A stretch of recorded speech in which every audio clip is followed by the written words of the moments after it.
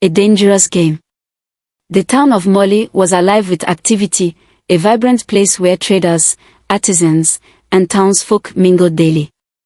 Among the crowds and laughter, a new presence emerged, one that soon became impossible to ignore. Aisha, a strikingly beautiful young woman with caramel-toned skin and piercing hazel eyes, had arrived.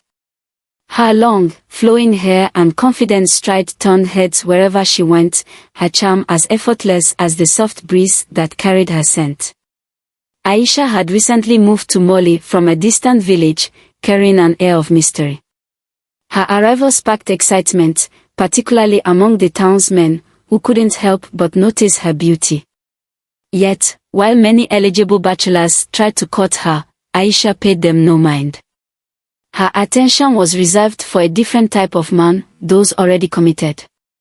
To Aisha, married men were not just attractive, they were a challenge. She saw their happiness and loyalty as barriers to overcome, prizes to be won. It wasn't long before rumors began to circulate. The wives of Molly whispered anxiously about the new woman in town. "She doesn't care about boundaries," one woman said, her voice trembling with concern. "She's already approached my husband," another added, her voice a mix of anger and fear. Despite the warnings, Aisha seemed untouchable. Her charm was a weapon, her smile disarming.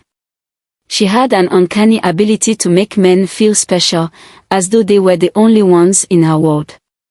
For her, it wasn't about love, it was about power. Each time a man fell for her allure, she felt a surge of triumph. Her disregard for the consequences of her actions became apparent when a heartbroken wife confronted her in the marketplace. "You've destroyed my home," the woman cried, tears streaming down her face. Aisha responded with a cold smile, her voice dripping with condescension. "Perhaps you should try harder to keep your man. He clearly wanted something you couldn't give." The humiliation left the woman trembling, while onlookers watched in stunned silence. Aisha walked away, head held high, as though nothing had happened. Tension in Molly. As time passed, Aisha's exploits became the talk of the town. Wives banded together, creating informal networks to protect their marriages. They warned one another whenever Aisha was seen near their husbands, desperately trying to shield their families from her grasp. "Stay away from her," they told their men. "She's poison." But for many, Aisha's allure was too powerful to resist. She was not just beautiful but also intelligent and charismatic. She knew how to flatter, how to listen, and how to make men feel valued in ways they hadn't experienced in years. Aisha's growing reputation as a homebreaker did little to deter her.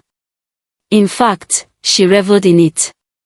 To her, the whispers, the glares, and the anger were all proof of her influence. A game without remorse. Despite the tension she caused, Aisha remained unapologetic. She viewed love and loyalty as illusions, tools used to control people. In her mind, she was simply playing the game of life better than anyone else. "I don't ruin homes," she would say to herself, smirking in front of her mirror.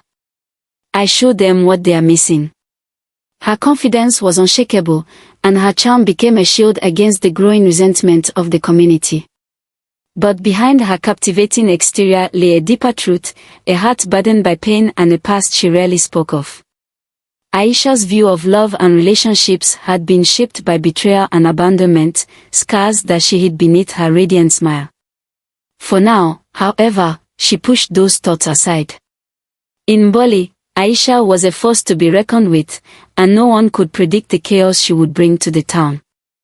Little did she know, her games were about to take a dangerous turn, one that would challenge everything she believed about herself and the power she thought she held. A new target. Aisha had taken the town of Mboli by storm, weaving chaos and heartbreak into the lives of many. But when she first saw Kofi, she felt something different, an intense determination that surprised even her. Kofi was everything Aisha sought in a man. Wealthy, confident, and devastatingly handsome, he exuded an effortless charm that commanded respect wherever he went. But what fascinated Aisha the most was his devotion to his wife, Adwa. The two were inseparable, their bond seemingly unbreakable. Adwa, a striking woman with a calm and graceful demeanor, was adored by the community. She often accompanied Kofi to town events, where their love for each other was evident in every glance, every touch. Theirs was a relationship built on trust and shared history, and it made Kofi appear untouchable, a fortress Aisha was determined to breach. Setting her sights. The first time Aisha saw Kofi was at the marketplace, where he stood beside Adwa, helping her select fresh produce. His laughter rang out as they shared a private joke, a sound that made Aisha's heart race, not with affection, but with the thrill of a challenge. "He's the one," she whispered to herself, a sly smile forming on her lips. The perfect price.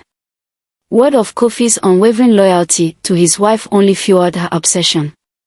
Aisha was accustomed to men falling for her effortlessly, yet here was a man who seemed immune to her charms. She saw his devotion not as a barrier, but as an opportunity to prove her superiority. Whispers of temptation. As rumors of Aisha's beauty and allure spread, they inevitably reached Adwa. Friends and neighbors warned her to be cautious. "Aisha has destroyed homes for less," one woman said. "Be careful, Adwa. She doesn't stop until she gets what she wants." But Adwa, secure in her relationship, dismissed the warnings with a calm smile. "Kofi is not like other men," she said. "He knows where his heart belongs." Her confidence in Kofi was well-founded. He remained steadfast, brushing off Aisha's subtle advances whenever their paths crossed. The first encounter. Aisha's first direct attempt came during a town meeting. She approached Kofi while Adwa was speaking with other women. Dressed in a stunning red outfit that hugged her figure, Aisha exuded confidence. "Hello, Kofi," she said, her voice as smooth as honey. "I've heard so much about you." Kofi barely glanced at her, his face neutral. "And you are?" "Aisha," she replied, her smile unwavering. "I'm new to Mali and thought it would be nice to get to know someone as accomplished as you." Kofi's response was curt. "I'm flattered, but I'm happily married. You should meet my wife, she's much more interesting than I am." With that, he excused himself, leaving Aisha standing alone, stunned by his indifference. Bruised ego. For the first time, Aisha felt a sting of rejection. She wasn't used to being ignored, let alone dismissed. It bruised her ego in a way she hadn't experienced before. Instead of deterring her, it fueled her determination. "Kofi may think he's untouchable," she muttered later that night, staring at her reflection in the mirror. "But no man can resist me. You'll see." Aisha began to plan her next move, carefully observing Kofi's routines. She learned where he walked, where he socialized, and even the routes he took on his morning walks. Slowly, she inserted herself into spaces where she might encounter him, always dressed impeccably and exuding confidence. The obsession deepens. As the weeks passed, Aisha's fixation on Kofi grew. She replayed their brief conversations in her mind, dissecting every word and imagining what she could have done differently. She began to see Adwa not just as Kofi's wife, but as an obstacle, a symbol of the life Aisha believed should be hers. In her mind, Kofi represented more than a man, he was a conquest, a validation of her power and charm. His resistance was a puzzle she was determined to solve, no matter the cost. "I will make him mine," she vowed, her eyes burning with determination. What Aisha didn't realize was that her obsession was setting her on a path far more dangerous than she could have imagined. Kofi and Adwa's bond was strong, but beneath the surface lay secrets that would soon unravel, pulling Aisha into a web she was not prepared for, the unexpected invitation. The weeks of careful planning, strategic encounters, and subtle advances seemed to bear fruit when Aisha received a formal invitation from Kofi. Delivered by a neatly dressed messenger, the letter was written on elegant stationery embossed with Kofi's family crest. It read, "Miss Aisha, you are cordially invited to an exclusive gathering at my estate this Saturday evening. Yours sincerely, Kofi Adu." Aisha's lips curved into a victorious smile as she reread the letter. Finally, she whispered to herself, "He couldn't resist me after all." Preparations for the night. Aisha spared no expense in preparing for the event. She visited the finest tailor in Moli to commission a custom-made dress, a breathtaking gown in deep emerald green that accentuated her figure. She paired it with gold jewelry that sparkled like sunlight and styled her hair into an elegant updo. "This will be the night he falls for me completely," she thought, admiring her reflection in the mirror. As the day of the event approached, Aisha's confidence swelled. She imagined herself dazzling the guests and stealing Kofi's heart. Arrival at the estate. On the evening of the event, Aisha arrived at Kofi's estate in a horse-drawn carriage, its polished wood gleaming under the moonlight. The estate was grander than she had imagined, with towering gates that opened to reveal a sprawling mansion surrounded by manicured gardens. The air buzzed with the laughter and chatter of guests dressed in their finest. Stepping out of the carriage, Aisha immediately turned heads. Her emerald dress shimmered under the lanterns, and her every movement exuded grace and allure. As she ascended the marble steps to the mansion, she could feel the eyes of the crowd on her, their admiration feeding her ego. The grand entrance. Inside, the ballroom was magnificent. Crystal chandeliers cast a warm glow over the room, illuminating the guests mingling around tables laden with extravagant food and drink. The walls were adorned with intricate murals, and the air was filled with the soft strains of a string quartet. Aisha scanned the crowd, searching for Kofi. When she finally spotted him, her heart skipped a beat. Dressed in a tailored black suit, he looked every bit the picture of power and sophistication. Kofi approached her with a smile that sent a rush of triumph through Aisha's veins. He extended his hand, and she took it, her pulse quickening. "Ladies and gentlemen," Kofi called out, his deep voice commanding the attention of the room. "Allow me to introduce our special guest this evening, Miss Aisha."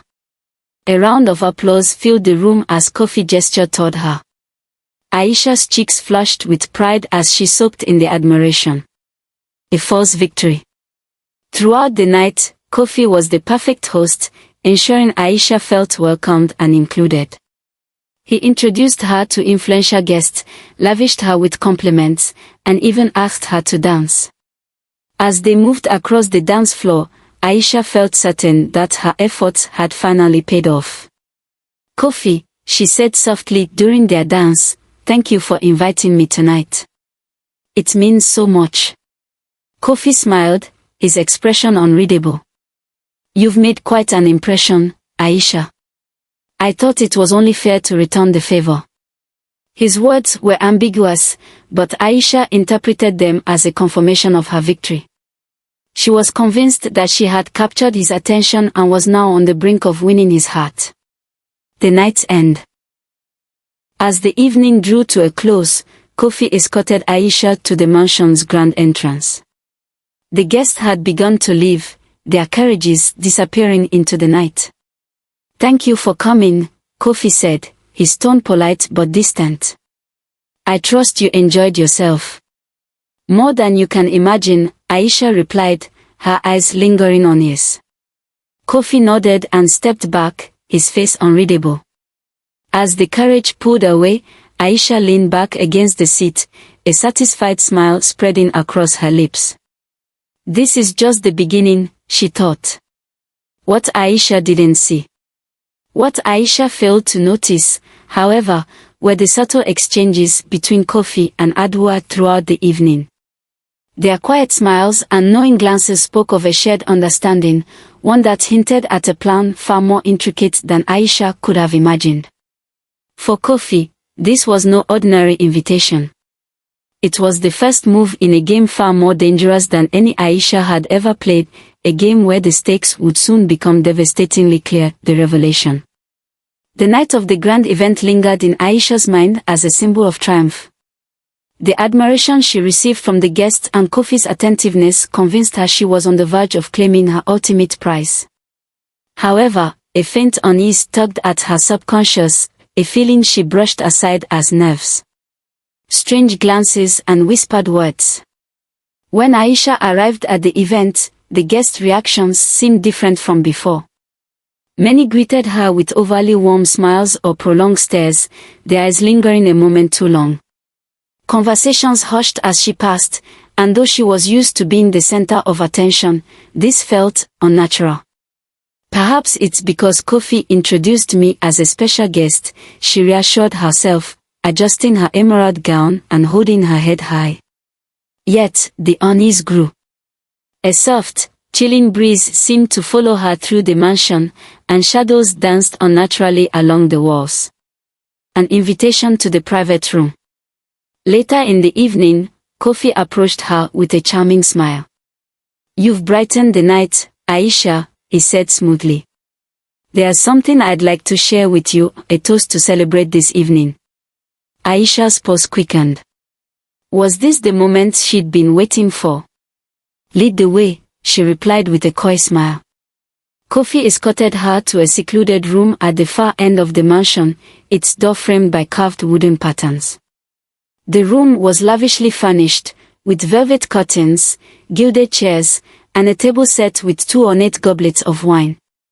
"Please, sit," Kofi gestured, his tone inviting. As she settled into the chair, Kofi poured the wine and handed her a goblet. "To new beginnings," he said, raising his glass. "To new beginnings," Aisha echoed, lifting the goblet to her lips. She hesitated briefly, catching a faint, bitter scent, but her desire to impress Kofi outweighed her instincts. She drank deeply. The darkness descends.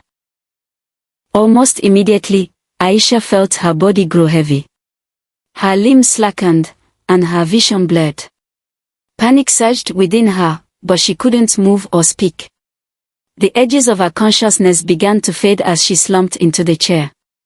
The last thing she saw was Kofi's calm, unreadable expression as he stood over her, his shadow stretching unnaturally long across the floor. A horrifying awakening. When Aisha awoke, she was lying on a cold stone table in a dimly lit room. Her gown was torn, and strange symbols were painted on her arms and legs.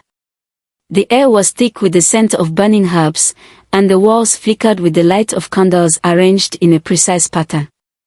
Standing before her were Kofi and Adwoa, dressed in ceremonial robes of deep crimson. Their faces were serene yet menacing, their hands raised as they chanted in a language Aisha didn't recognize.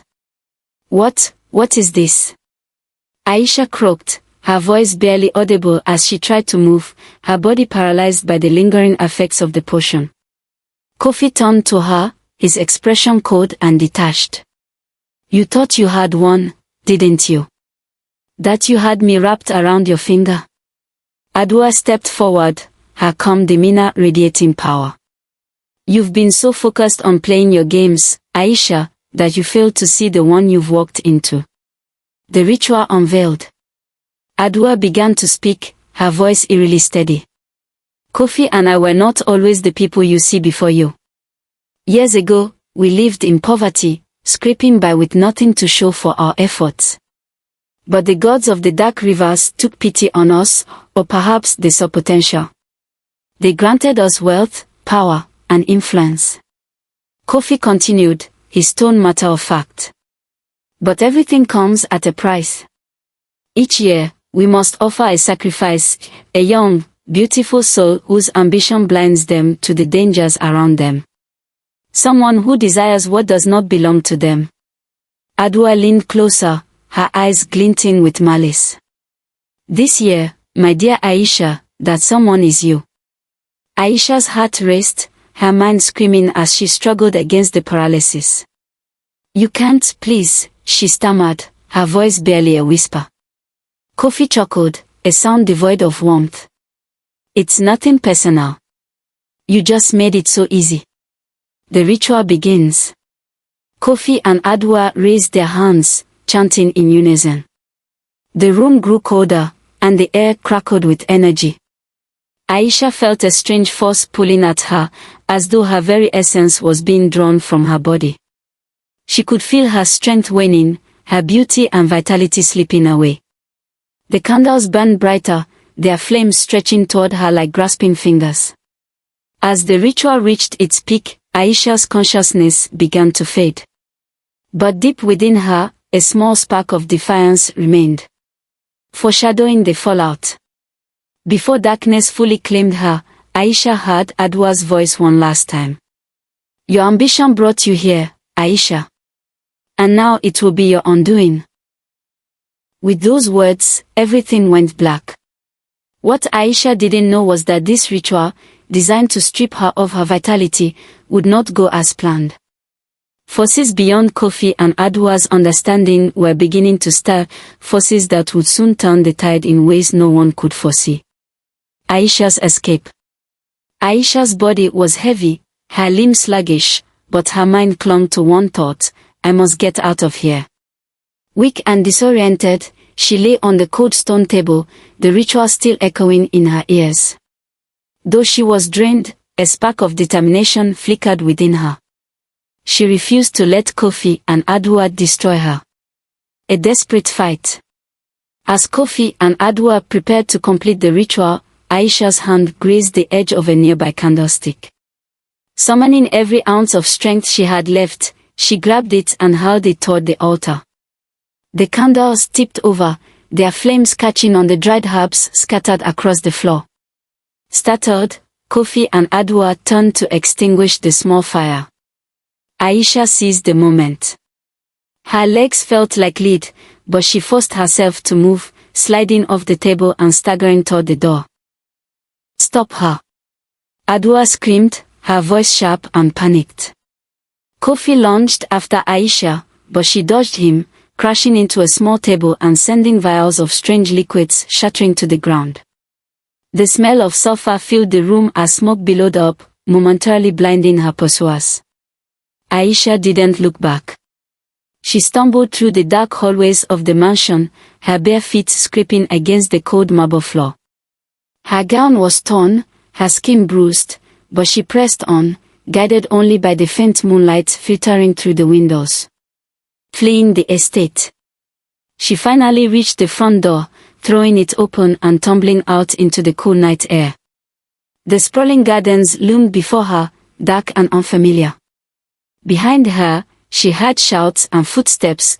Kofi and Adwa were not far behind. Aisha's breath came in shallow gasps as she sprinted through the garden, her heart pounding in her chest. Thorns from overgrown bushes scratched her arms and legs, but she ignored the pain. As she reached the estate's gate, she saw salvation in the form of a passing cart. With a burst of energy, she waved frantically. The driver, a kind-looking older man, pulled his horse to a stop. Please, Aisha begged, her voice trembling. Take me away from here. The driver hesitated, noting her disheveled state, but the fear in her eyes convinced him. He helped her onto the cart and urged the horse forward. Aisha collapsed into the seat, tears streaming down her face as the estate disappeared into the distance. Return to family. Aisha didn't stop until she reached her family's village, a modest settlement far from Moli. Exhausted and broken, she arrived at her mother's doorstep. The door creaked open, and there stood Miriam, Aisha's mother, her face a mixture of shock and worry.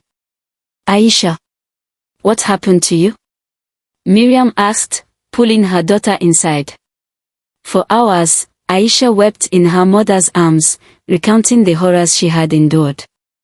Miriam listened silently, stroking her daughter's hair, her expression heavy with sorrow.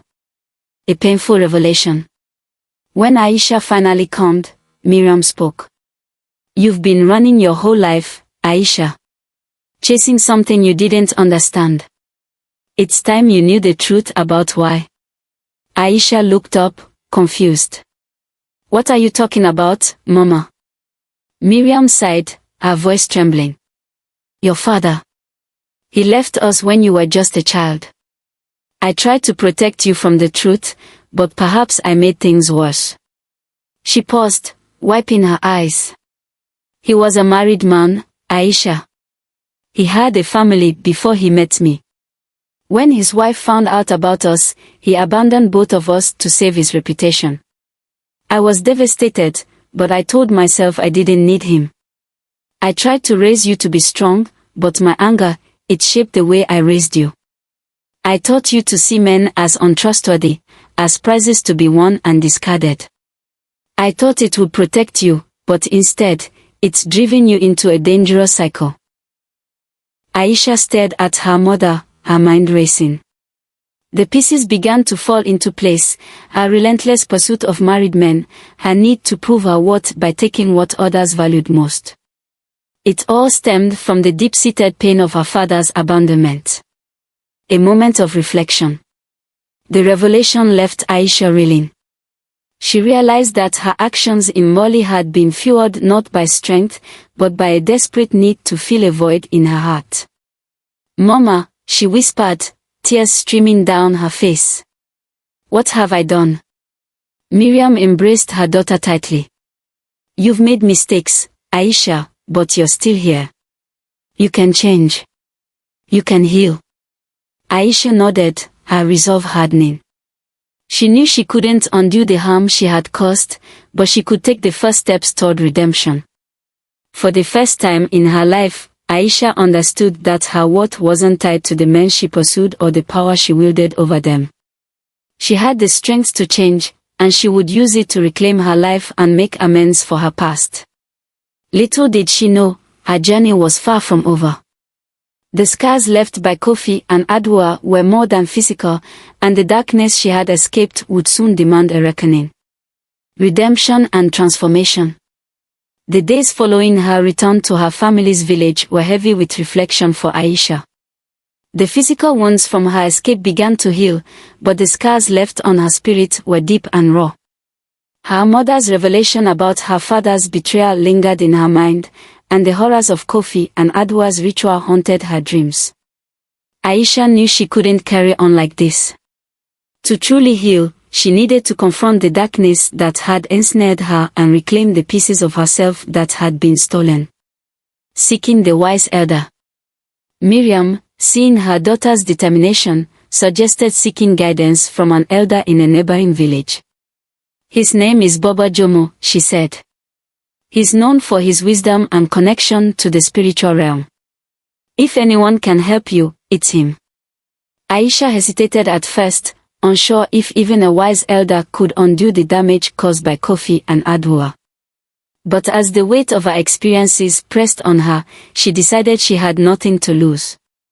The journey to Baba Jomo's village was long and arduous. Aisha traveled on foot, carrying little more than a satchel of provisions. When she finally arrived, she found the elder seated under a massive baobab tree, his weathered face serene and wise. Come closer, child, Baba Jomo said, his voice deep and gentle. I've been expecting you. A difficult truth. As Aisha recounted her story, Baba Jomo listened intently, his eyes never leaving hers. When she finished, he nodded solemnly. Kofi and Adwoa are more than they seem, he said. Their pact with the spirit of darkness has bound them to a cycle of greed and destruction. But such power always comes at a cost. The ritual they performed on you was meant to strip you of your vitality, but it also created an imbalance in their own connection to the spirits. What does that mean? Aisha asked, her voice trembling.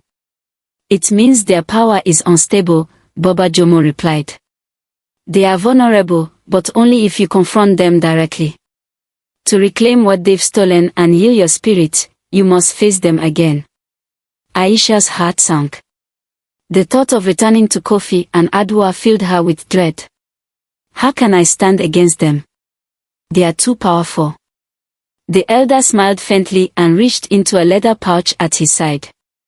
He pulled out a small talisman, intricately carved from wood and stone, and handed it to her. "This talisman is blessed by the spirit of light," he said. "It will shield you from their darkness and guide your actions. But remember, its power is only as strong as your resolve. You must believe in your own strength and the justice of your cause." Preparing for confrontation. With the talisman in hand, Aisha felt a spark of hope. For the first time, she saw a path forward, one that required courage and determination. Baba Jomo gave her further instructions on how to use the talisman, teaching her prayers and rituals to invoke its protection. "You will not be alone," he assured her. "The spirit of light will walk with you. But be warned, this journey is not just about confronting them. It is about confronting yourself, the pain, the guilt, and the fear you've carried for so long. Only by facing this can you truly be free." Aisha spent the next few days in the elders' village, preparing for the confrontation. She practiced the rituals, meditated to strengthen her spirit, and reflected on the choices that had brought her to this point. As she prepared to leave, Baba Jomo placed a hand on her shoulder. "Remember, child, redemption is not about erasing the past. It's about learning from it and using those lessons to forge a new path." The journey back. The trek back to Moli felt both familiar and foreign. The vibrant town, once a place where she thrived on manipulation and control, now seemed like a battlefield. But Aisha's heart was steady, her resolve unwavering. She approached the gate of Kofi's estate with the talisman clutched tightly in her hand. The once beautiful mansion now appeared dark and foreboding, its walls seeming to pulse with an unnatural energy. Aisha took a deep breath, whispering a prayer Baba Jomo had taught her. As the talisman grew warm in her hand, she stepped forward. "I'm not the woman I was," she thought. "This ends tonight." Unbeknownst to Kofi and Adwa, the woman they had thought defeated was now a force of her own, a woman seeking not just revenge, but redemption. Her transformation was complete, but her final test awaited. The confrontation would be more than a battle of wills. It would be a battle of light against darkness, of truth against lies, and of Aisha against the deepest shadows of her soul, the final confrontation. Aisha stood at the gate of Kofi's estate, her heart steady but her mind alert. The talisman in her hand pulsed with warmth, a reminder of the spirit of light guiding her. She was no longer the woman who sought validation through manipulation and conquest. She had returned to face the darkness that had ensnared her, and to end it, not just for herself, but for all who had suffered under Kofi and Adwa's sinister reign. A bold entrance. The estate was eerily quiet, but Aisha's determination did not waver. She pushed open the heavy gates and walked confidently toward the grand mansion. Kofi and Adwa had underestimated her, believing their ritual had broken her. They were wrong. Inside, she found them in the same lavish room where the ritual had been performed. Kofi, clad in an elegant robe, and Adwa, regal in her crimson gown, turned to face her, their surprise quickly morphing into contempt. "You should have stayed away," Kofi said coldly. "You don't belong here anymore." "I do," Aisha replied, her voice unwavering. She held up the talisman, its glow illuminating the room. "And I've come to end this." Exposing the truth. Before Kofi or Adwa could react, Aisha began to speak, her voice rising with conviction. "The people of Moli deserve to know the truth about you," she declared. "You've built your wealth and power on the suffering of others, stealing the vitality, the beauty, and the lives of innocent women." Kofi sneered. "And who will believe you? A woman who thrives on deception?" Aisha smiled faintly. "Let's find out." With a sharp motion, she pressed the talisman to her chest and began to recite the incantations Baba Jomo had taught her. The room trembled as a radiant light burst forth, its brilliance piercing through the shadows that clung to the mansion. Outside, the townspeople, drawn by the commotion, gathered at the gates. They watched in awe as the light from the talisman illuminated the entire estate, its glow revealing images of Kofi and Adwa's dark deeds, rituals, sacrifices, and the anguish of their victims. The crowd murmured in shock and anger. Whispers turned to shouts as the truth spread like wildfire. The downfall of Kofi and Adwa. Kofi and Adwa, realizing their hold on the townspeople was slipping, attempted to counter Aisha's actions. Adwa began chanting incantations of her own, but the talisman's light grew brighter, overpowering her words. "You can't stop this," Aisha said, her voice ringing with authority. "The spirits of light have spoken." The talisman's energy surged, creating a wave of force that sent Kofi and Adwa reeling. The candles around the room extinguished, and the dark symbols on the walls began to dissolve. The ritual's power unraveled, leaving the pair vulnerable. Adwa fell to her knees, her once regal composure shattered. Kofi, stripped of his facade, appeared weak and ordinary, a man undone by his greed. Restoration and healing. As the ritual reversed, the lives and blessings stolen from their victims were restored. Aisha felt the warmth of the talisman flow through her, mending the wounds in her soul and body. Outside, women who had been drained by Kofi and Adwa's dark magic experienced a similar restoration. The town witnessed as Aisha, bathed in the talisman's light, stepped forward as a symbol of justice and resilience. Kofi and Adwa, stripped of their power, were left to face the wrath of the townspeople. A new beginning. In the weeks that followed, Aisha dedicated herself to healing, not just herself, but the community she had once harmed. She sought forgiveness from the women whose homes she had broken and worked tirelessly to rebuild trust. With the help of Baba Jomo, she established a sanctuary for women who had been abandoned or wronged, offering them a place to heal and find purpose. Her journey from manipulation to redemption became a story that inspired others to confront their pain and transform their lives. The legacy of light. One evening, as Aisha stood beneath the stars, she held the talisman close to her heart. Its light had dimmed but still glowed faintly, a reminder of the journey she had taken. She smiled, feeling a sense of peace she had never known before. "I found my purpose," she whispered to the night. The people of Mboli came to know Aisha not as a homebreaker but as a healer, a woman who had faced the darkness within herself and emerged as a beacon of hope.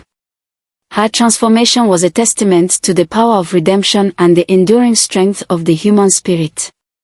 And so, the tale of Aisha, once a symbol of heartbreak, became a story of light, healing, and the triumph of good over evil.